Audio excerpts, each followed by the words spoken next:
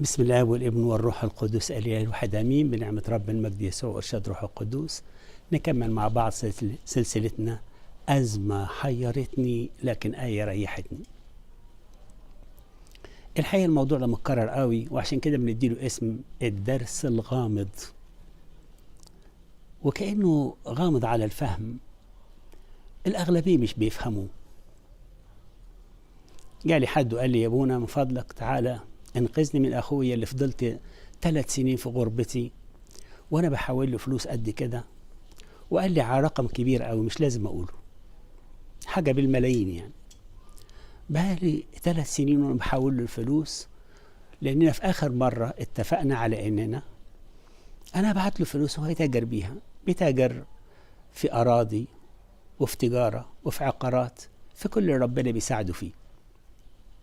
وبعد 3 سنين لما رجعت بنتحاسب لقيته مطلع لي كشف حساب الفلوس وكأنها محطوطة في البنك بسعر الفايدة في الوقت ده من السنة دي كان قد كده والسنة دي كان قد كده وكده. قلت له ايه ده؟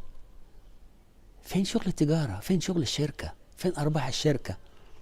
قال لي لا، أرباح الشركة ده شقاية وعرقي وتعبي أنا. أنت ليك فلوس أنا كأني كنت حاطها لك في البنك، وكويس إن أنا بطلعها لك بالظبط كمان وعليها حبة. فقال له طب ما أنا كان ممكن أحطها في البنك، والحكاية كانت محتاجة إن أنا أبعتها لك يعني، وتبقى في خطر إنها ممكن تضيع منك ولا حتى تخسرها. مش ده كله برضو اسمه عليا مجازفة ومخاطرة؟ لو في البنك كانت تبقى مضمونة. المهم اختلفوا ودخل ناس قرايب وأحباء والكنيسة، وخلاص الطمع اتملك في القلب، لدرجة إن بعد كده الأخين الحلوين دول ده هم أخين ومعهم أخت، دخلوا في قضايا استمرت القضايا 7 سنين في المحاكم. يعني أمر غريب، من محكمة لمحكمة، وحد يرد المحكمة وحد تاني مش عارف يقول غير مختصة مش عارف بيه، كلام كبير قوي وشهود زور وشهود مش عارف إيه. حكاية طويلة عريضة زي ما الناس بيقولوا العند يورث الكفر. والحقيقة بولس الرسول قال كلمة، قال آية عجيبة: الطمع الذي هو عبادة الأصنام. حبيبي لو كان في طمع في قلبك خلي بالك، لأن ده عبادة أصنام. إن كنت بترفض عبادة الأصنام بالطبع ترفضها. اوعى الطمع يتملك من قلبك. وبعدين الأخ الكبير دون في نهاية ال7 سنين قبل ما المحكمة تحكم بأي حاجة مراته توفت، عمل حادثة ومراته توفت، وهو قبل ما تكمل سنة بعد وفاتها بعيد عنكم جاله المرض الخبيث وتوفى هو كمان. وراح كل الميراث اللي حارب عليه راح لأخوه وأخته. لكن يبدو أن برضه الدرس الغامض ما زال غامض، وميراث الغضب بيتنقل. هو وأخته قالت له هنطلع إعلام وراثة ونقسم اللي ربنا سمح لنا بيه. قال لها لا، أخد حقي الأول واللي يفضل هنقسم حسب إعلام الوراثة، الولد ضعف البنت.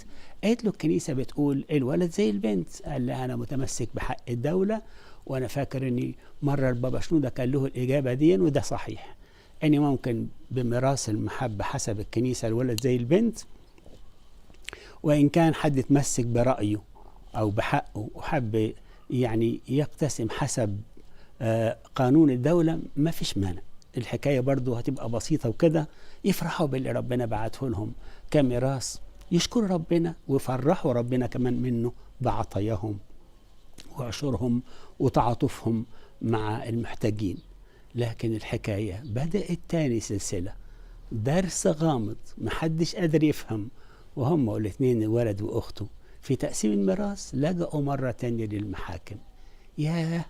ياه لو سؤال اتسألوا أي حد فيهم تقبل تبقى من عباد الأصنام؟ يقول لك لا حاشا لله، إزاي؟ طب ما الطمع هو عبادة الأوثان. نظف قلبك كمان معروف. الدرس ده صعب قوي، الأغلبية محدش عايز يستوعبه. الدرس ده غامض قوي، عشان كده محدش عايز يفهمه ولا يقبله ولا يفرح بيه. ربنا بيبعت لك حاجة ما انتش تعبت فيها. ده ربنا اللي بيقول لك تأكل خبزك بعرق جبينك، بعت لك حاجة تانية هدية من غيرك تعب فيها. انت مش قادر تستوعب الدرس، ودخلوا في قضايا ما انتهتش حتى هذه اللحظة. حتى فرصة نصلي لهم ربنا ينجيهم من ميراث الغضب. إلهنا القدوس الذي له كل المجد الآن وكل أوان وإلى ظهر الدهور كلها، آمين.